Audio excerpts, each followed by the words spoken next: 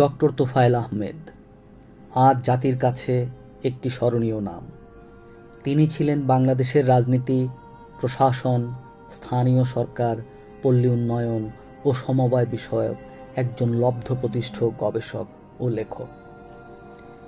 এই বিদ্বান ব্যক্তি 1955 সালের মে মাসের 4 তারিখে চট্টগ্রাম জেলার হাটহাজারী উপজেলার ফতেপুর ইউনিয়নের দুলাপাড়া গ্রামে একটি বৃহৎ একান্নবর্তী পরিবারে জন্মগ্রহণ করেন।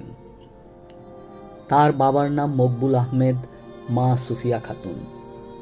বড় চাচা জালাল আহমেদ এবং বড় চাচি মোস্তফা খাতুনের অপার স্নেহে তিনি লালিত পালিত হন। বাবা মায়ের 9 ছেলেমেয়ের মধ্যে তিনিই ছিলেন প্রথম সন্তান। অন্যদিকে মামা, খালা ও ফুপুদের সকল সন্তানদের মধ্যে তিনিই প্রথম সন্তান হওয়ায় তার শৈশব ও কৈশোর কেটেছে অধিক স্নেহ, আদর ও ভালোবাসায়। ডক্টর তোফায়েল আহমেদ 1965 সালে ফতেপুর নাসিরুল ইসলাম মাদ্রাসার মক্তব শাখা থেকে 4র্থ শ্রেণী পাশ করেন এবং ফতেয়াবাদ উচ্চ বিদ্যালয়ে 5ম শ্রেণীতে ভর্তি হন। এই বিদ্যালয় থেকেই তিনি 1972 সালে মানবিক বিভাগে এসএসসি পাশ করেন। জন্মের পর থেকে এসএসসি পাশ পর্যন্ত পুরোটা সময় তার গ্রামেই কেটেছে। ছাত্র হিসাবে ভালো ছিলেন, সামাজিক কাজে নিয়মিত অংশগ্রহণ করতেন। আচার আচরণ ও যোগাযোগ দক্ষতার কারণে বড়দের কাছে তিনি ছিলেন অনেক প্রিয়।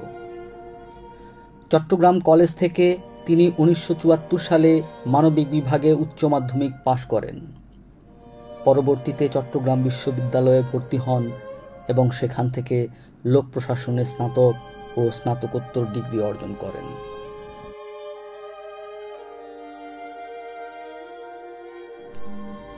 (1980 সাল থেকে অনুষদ সদস্য হিসাবে বাংলাদেশ পল্লী উন্নয়ন একাডেমি বার্ড কুমিল্লায় তার কর্মজীবন শুরু হয় এবং প্রায় 14 বছরের বর্ণাঢ্য কর্মময় জীবন তিনি সেখানে কাটান।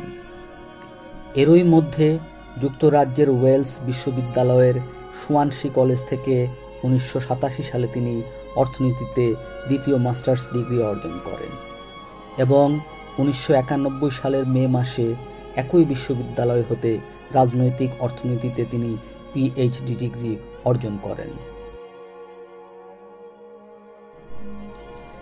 ছাত্র অবস্থা থেকেই তিনি তার কর্মময় জীবন শুরু করেন। প্রথমে নিজ গ্রামের স্কুলে অনেকটা স্বেচ্ছাসেবকের মতো তিনি কাজ করেন। পরে অগ্রণী ব্যাংক ও চট্টগ্রাম বন্দরে প্রায় 4 বছর ধরে কাজ করেন। এরপর 1980 থেকে 1994 সাল পর্যন্ত বাংলাদেশ পল্লী উন্নয়ন একাডেমি বার্ড এবং 1994 থেকে 2007 সাল পর্যন্ত চট্টগ্রাম বিশ্ববিদ্যালয়ে লোক প্রশাসন বিভাগে শিক্ষকতা করেন।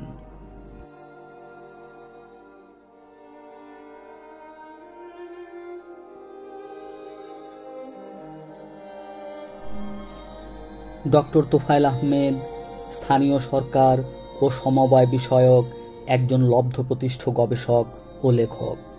তিনি সারা জীবন দেশের প্রশাসনিক বিকেন্দ্রীকরণ, জবাবদিহিতামূলক স্থানীয় সরকার ব্যবস্থা এবং গণতান্ত্রিক শাসন ব্যবস্থা প্রতিষ্ঠায় নিবেদিত ছিলেন। স্থানীয় সরকার ও রাজনীতি বিষয়ে বাংলা ও ইংরেজি মিলিয়ে তার রচিত গ্রন্থ সংখ্যা প্রায় 28টি। এছাড়াও দেশি বিদেশি জার্নাল ও পত্রপত্রিকায় প্রকাশিত অসংখ্য প্রবন্ধ রয়েছে, যা যুগের পর যুগ ধরে আমাদের জ্ঞান চর্চাকে সমৃদ্ধ করবে।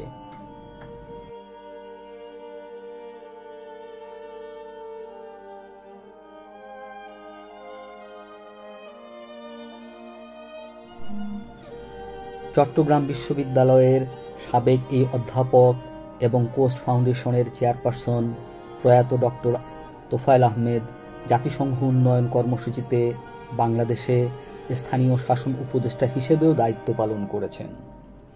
কুমিল্লায় অবস্থিত বেসরকারি ব্রিটানিয়া বিশ্ববিদ্যালয়ের উপাচার্য হিসেবেও তিনি দায়িত্ব পালন করেন। এছাড়াও ব্র্যাক বিশ্ববিদ্যালয়, নর্থ সাউথ বিশ্ববিদ্যালয়, ন্যাশনাল ডিফেন্স কলেজেও তিনি নিয়মিত পাঠদান করান। ডক্টর তোফায়েল আহমেদ ছিলেন বাংলাদেশের স্থানীয় সরকার ব্যবস্থা নিয়ে গবেষণার অন্যতম অগ্রদূত। তিনি অত্যন্ত নিষ্ঠার সাথে 2024 সালে অন্তর্বর্তী সরকার কর্তৃক গঠন করা স্থানীয় সরকার সংস্কার কমিশনের প্রধান হিসাবেও দায়িত্ব পালন করেন। বিলুপ্ত স্থানীয় সরকার কমিশনেরও সদস্য ছিলেন তিনি বিশ্বাস করতেন নেতৃত্বে আসা দরকার স্থানীয় সরকার থেকে, কারণ জনসাধারণের সঙ্গে কাজের অভিজ্ঞতাধারীরাই সংকট অনুধাবনের পাশাপাশি তা উতরানোর পথও বাতলাতে পারেন। স্থানীয় সরকার থেকে জাতীয় নেতৃত্ব তৈরি হলে রাজনীতিতে গুণগত পরিবর্তন আসবে বলেও তিনি বিশ্বাস করতেন। তার স্ত্রী মাসুদা আক্তার চৌধুরীও একজন বিদুষী নারী, যিনি বাংলাদেশের পল্লী উন্নয়ন একাডেমির যুগ্ম পরিচালক থাকাকালীন 2003 সালে স্বেচ্ছায় অবসর গ্রহণ করেন। ডক্টর তোফায়েল আহমেদ গত 8 অক্টোবর 2025 ঢাকার একটি বেসরকারি হাসপাতালে শেষ নিঃশ্বাস ত্যাগ করেন। মৃত্যুকালে তিনি তার স্ত্রী, একমাত্র কন্যা সাদিয়া আহমেদ, জামাতা লেফটেন্যান্ট কর্নেল সারওয়ার জাহান ও নাতনি সাজফা সহ পারিবারিক আত্মীয় স্বজন, বন্ধুবান্ধব, গুণগ্রাহী ও অসংখ্য ছাত্রছাত্রী রেখে গেছেন।